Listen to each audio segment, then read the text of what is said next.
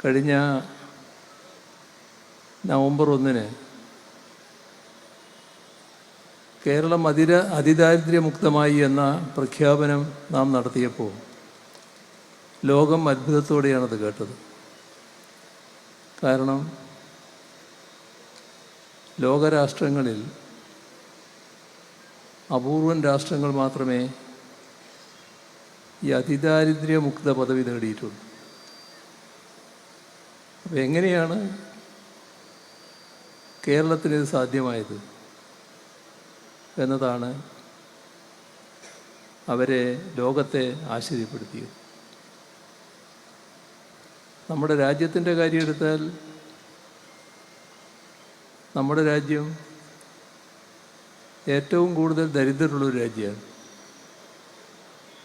രാജ്യങ്ങളുടെ ഒരു പട്ടിക തയ്യാറാക്കിയാൽ അവസാനത്തെ ഭാഗത്താണ് നമ്മുടെ രാജ്യത്തിൻ്റെ പേര്, ദാരിദ്ര്യത്തിൻ്റെ ഭാഗമായിട്ട്. അത് കഴിഞ്ഞാൽ പിന്നെ വളരെ കുറച്ച് രാജ്യങ്ങളേ ഉള്ളൂ. അങ്ങനെയൊരു രാജ്യത്ത് കേരളം പോലൊരു സംസ്ഥാനത്തിന് എങ്ങനെ അതിദാരിദ്ര്യമുക്തമാകാനായി?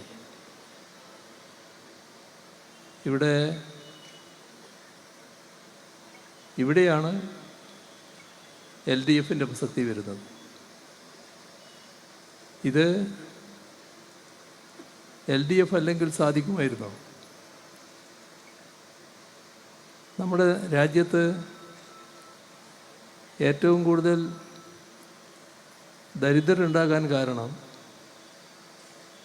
രാജ്യം ഭരിച്ച ഗവൺമെൻറ്റുകളുടെ നയത്തിൻ്റെ ഫലമായിട്ടാണ്. ഇപ്പോൾ ഭരിക്കുന്ന BJP അംഗീകരിച്ച നയം ആഗോളവൽക്കരണ നയം. എല്ലാ പിന്തുണയും കോർപ്പറേറ്റുകൾക്ക്. ജനങ്ങൾക്ക് നേരത്തെ നൽകിയ ആനുകൂല്യങ്ങൾ പോലും പിൻവലിക്കുന്നു. പാവപ്പെട്ടവരെക്കുറിച്ച് ചിന്തയേയില്ല. കോർപ്പറേറ്റുകൾ കൂടുതൽ തടിച്ചു കൊടുക്കുന്നു, പാവപ്പെട്ടവർ കൂടുതൽ പാപ്പരീകരിക്കുന്നു. ഇത് BJP. അതിനു മുൻപ് രാജ്യം ഭരിച്ചത് കോൺഗ്രസ്. ആരാണ് ഈ ആഗോളവൽക്കരണ നയം ഇവിടെ കൊണ്ടുവന്നത്? അത് കോൺഗ്രസിൻ്റെ സംഭാവനയാണ്. നരസിംഹറാവുവിൻ്റെ കാലത്താണ് ആഗോളവൽക്കരണ നയം അംഗീകരിക്കുന്നത്. കോർപ്പറേറ്റുകൾക്ക് പിന്തുണ നൽകുന്ന കാര്യത്തിൽ കോൺഗ്രസ് BJPയിൽ നിന്നൊരു വ്യത്യാസമില്ല. പാവപ്പെട്ടവരെ പാപ്പരീകരിക്കുന്ന കാര്യത്തിൽ കോൺഗ്രസും BJPയും വ്യത്യാസമില്ല. ഇതല്ലേ രാജ്യത്തിൻ്റെ അനുഭവം?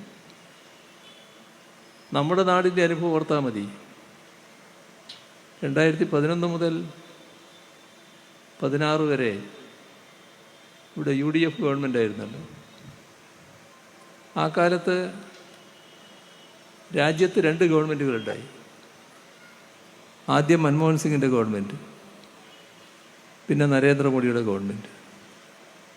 കോൺഗ്രസും BJPയും, ഇവിടെ UDFും. ഈ 3 ഗവൺമെൻറ്റുകളും ഒരേ നയമായിരുന്നു. അതിൻ്റെ കെടുതിയാണ് ആ കാലത്ത് നാം അനുഭവിച്ചത്. നമ്മുടെ നാട് തകർന്നത്, എല്ലാ മേഖലയും പുറകോട്ട് പോയത്, ഒരു പുരോഗതിയും നാടിനില്ലാതായത്, എല്ലാം അതിൻ്റെ ഭാഗമായിരുന്നു.